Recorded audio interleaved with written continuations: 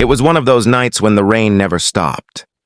The sky was dark and heavy, as if it was trying to wash away something it didn't want to see. Down in the forgotten corners of Atlanta, where the streetlights flickered and the roofs leaked, a 7-year-old girl sat on a cold kitchen floor, staring at her mother's motionless body. Her name was Aria. Her hands were covered in blood, her mother's blood, and she didn't know what to do. She had seen things no child should ever see. A scream, a shadow, a crash, then silence. She called her mother's name again and again, but the only sound that answered her was the rain against the window. When she picked up the phone, her hands were shaking so hard she could barely hold it. She tried to dial 911, but her tears blurred the numbers, and instead, she pressed another combination of digits. By accident, by fate, the call connected, not to the police, but to a man sitting alone in a skyscraper high above the city. Ethan Cole, a billionaire, a man who had everything except peace. He had been working late as usual. The glow of his computer screens was the only light in his empty office. Contracts, investments, meetings. His life was built on precision and control, until that trembling voice reached him through the phone. He didn't know her, but he could hear the terror in her tone. Something raw, something desperate. It cut through the noise of the rain and struck straight into the quietest part of his heart. He froze. Every instinct told him it was none of his business, that it must be a mistake. But there was something about that tiny voice, something that wouldn't let him hang up. He asked who she was. She said her name was Aria. She said her mama wouldn't wake up. And then he heard her crying, the kind of crying that makes you forget who you are, because all you can think about is helping. For a moment, Ethan forgot he was a billionaire, forgot the boardrooms and the headlines and the walls he had built around himself. He was just a man listening to a child who was alone, scared, and covered in someone else's blood. He grabbed his phone tighter and told her to stay on the line. He tried to ask where she lived, but the connection was breaking. Static filled the air. The storm outside was growing louder. He shouted for his assistant to trace the call, but even with all his technology, it wasn't easy. Private number, no clear GPS signal. Still, he wouldn't give up. Not after what he'd heard. He ran out of his office, his heart racing in a way it hadn't in years. He didn't even bother with his coat.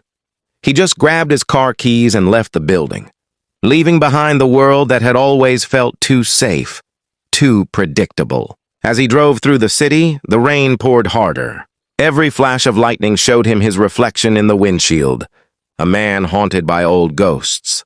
He couldn't help but remember another night long ago when he'd received a phone call too late, a call that told him his wife had been killed in a break-in while he was away on business. That memory had built his walls.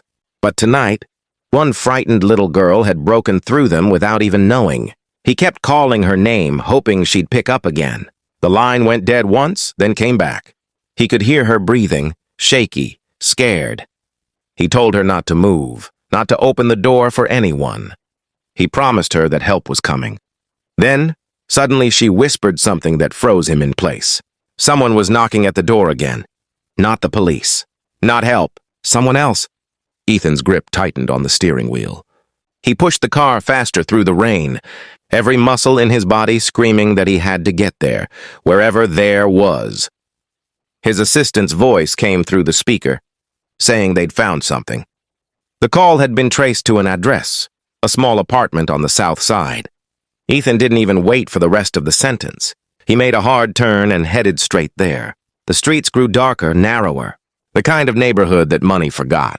But none of that mattered now. All he could think about was the trembling voice on the phone, a little girl who had called him by mistake, or maybe not by mistake at all. When he reached the address, he parked under a flickering streetlight. The rain was falling in sheets now. He stepped out of the car, soaked instantly, but he didn't care. The apartment door was half open. The light inside was dim and broken, flickering like a heartbeat about to stop. The smell hit him first. Metallic, wet, and sharp. Blood, he called out softly, not sure if anyone would answer. And then from somewhere in the dark came a whisper, a sound that barely existed. It was her, the girl from the phone. She was hiding under a table, clutching a small teddy bear, her eyes wide and full of fear. Ethan knelt beside her, and in that moment, nothing else in the world mattered. The walls, the money, the reputation, all of it disappeared. There was only this child and the need to protect her.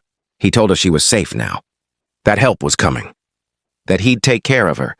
But even as he spoke those words, a sound came from down the hall, a floorboard creaking, footsteps, slow, heavy, and then the lights flickered again. Ethan turned toward the hallway, his pulse hammering in his chest. There was someone else in that apartment, someone who didn't belong. The air grew colder. The rain outside thundered harder, and somewhere in that darkness, the man who had hurt Arya's mother was still there, watching. The storm swallowed the city whole that night. But inside that broken apartment, something powerful was happening. A connection, one made by mistake, but destined to change everything. Because when Ethan Cole picked up that wrong call, he didn't just hear a child's cry. He heard a second chance. A chance to save a life. A chance to redeem the one he'd lost. A chance to finally be human again. That one wrong number had already rewritten destiny. But who was the man in the dark, and what secret tied him to Ethan's past? The storm outside raged louder, drumming against the windows like a warning no one wanted to hear. Inside that dark apartment, Ethan could feel the weight of fear in the air, the kind that crawls under your skin and makes every sound feel too close. The little girl, Arya, was still trembling beneath the table. Her eyes followed every shadow, and her fingers clutched that small teddy bear so tightly it looked as if she believed it could protect her. Ethan whispered softly, though his heart was pounding like thunder inside his chest. He told her not to move, not to breathe too loudly. And then he listened. Somewhere down the narrow hallway, a floorboard creaked again. Slow, measured steps. Someone was still there. For a long moment, the only sound was the rain. But then the faint hum of electricity returned. The lights flickered back to life. And that's when Ethan saw it. A smear of blood on the wall. And near the door, a boot print in the puddle that led straight out into the night.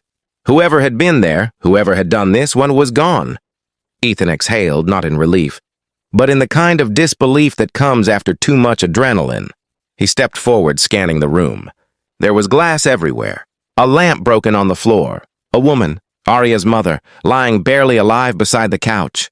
Ethan's instincts took over. He knelt, checked her pulse. It was faint, but there. She was hanging on. He pulled his phone from his pocket and called for help. His voice low but urgent as he gave the address. The operator told him emergency services were on the way, and so, while the world outside drowned in thunder, Ethan sat there on that blood-stained floor, a billionaire holding a stranger's child's hand, waiting for sirens that couldn't come fast enough. Arya didn't say a word. She just leaned against him, her tiny body shaking in shock. Ethan didn't know what to tell her. What could you say to a child whose world had just shattered? He thought about his own loss, the woman he'd once loved. The night he'd come home too late. He had sworn to never feel that pain again. But somehow, it was all back. Different faces, same ache. Minutes passed like hours. Then, faintly, the sound of sirens began to rise in the distance. When the flashing lights finally reached the street, Ethan carried Arya out of the apartment. Paramedics rushed inside to help her mother. Police officers asked questions, but Ethan barely heard them. His focus stayed on the girl. The way she kept her small hand wrapped around his finger, as if letting go might make him disappear. At the hospital, everything felt colder. Bright white lights, clean walls, and the smell of antiseptic. But underneath it all, the same heaviness clung to the air. Doctors moved quickly, voices low and urgent. Ethan sat in a plastic chair outside. The room, watching through the glass as they worked to save a woman he'd never met, and yet somehow couldn't stop caring about. Arya sat beside him, silent. Her eyes were too old for her age now, eyes that had seen something no child should ever have to. He offered her a cup of water, but she just stared at it, not drinking, like she didn't trust the world to be kind anymore. Hours passed. The rain finally stopped. When the doctor came out, Ethan stood immediately. The man's face was tired but calm. The mother was alive, barely but alive. Head trauma, blood loss. She was unconscious but stable. Ethan closed his eyes, feeling something loosen in his chest for the first time all night. He thanked the doctor, then sat back down. For a long time, neither he nor Arya spoke. The silence between them wasn't empty, though. It was full of understanding. A silent bond formed in chaos, Later, when the nurse came to take Arya for rest, she refused to go without him. So Ethan stayed.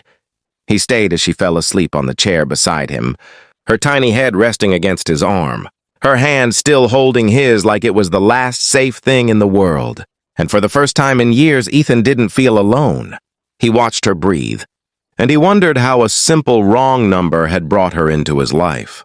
It felt like the universe had reached through the storm, grabbed him by the collar, and dragged him back towards something real, something human. But peace never lasts long. It was near dawn when the detective arrived. He was a tall man with tired eyes and the kind of calm that only comes from seeing too much. He asked Ethan for details about the call, the address, the break-in. Ethan explained everything he could remember. The detective listened, then handed him a file. Inside were photos from the scene. One of them showed Arya's mother years younger, smiling beside a familiar face. Ethan froze. He knew that face. He'd seen it every day for years, in photo frames, in memories he never dared to revisit. It was his wife.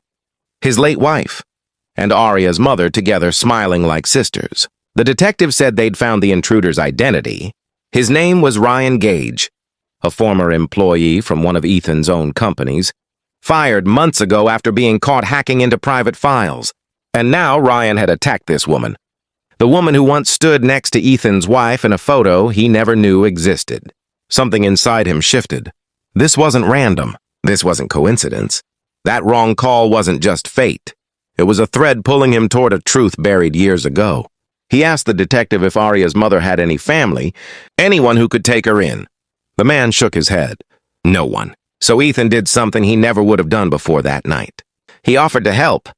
He said he'd cover the medical bills, arrange private security, and make sure Arya was safe. He didn't do it out of guilt or charity. He did it because something about that child, her voice, her courage, her loss, felt like the only thing in his world that was still pure. Days passed. Arya's mother remained unconscious, fighting quietly between life and death. And during those days, Ethan stayed. He brought her books, little puzzles, and hot chocolate. He told her stories, not about money or business, but about stars, oceans, and dreams that never came true. The staff began whispering that they'd never seen Ethan Cole smile before, not once, until that little girl arrived. But every time she smiled back at him, he also saw the same pain hiding behind her eyes, the same loneliness he carried himself. It was almost as if life had chosen both of them for the same lesson, that sometimes the people meant to save you are the ones you were never supposed to meet. Still, the questions wouldn't stop haunting him.